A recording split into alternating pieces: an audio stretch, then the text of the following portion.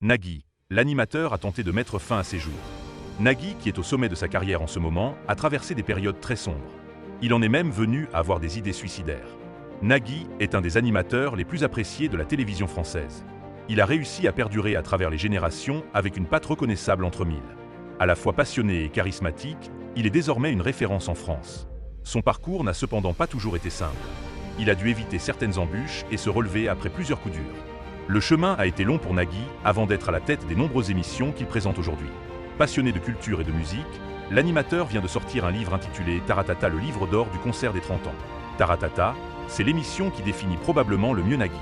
C'est son bébé depuis près de 30 ans et sûrement le seul programme qu'il ne déléguera jamais. Nagui revient sur la pire période de sa vie. Nagui est en ce moment à la une de l'actualité.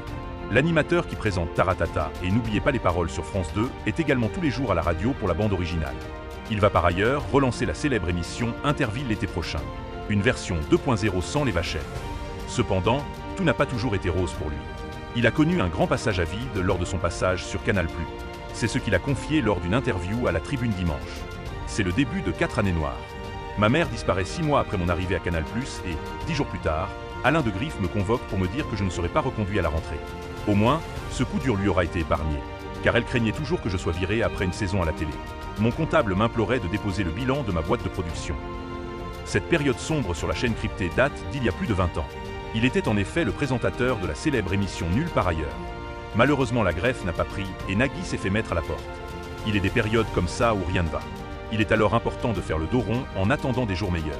C'est ce qu'il a fait avant de rebondir sur le service public quelques années plus tard.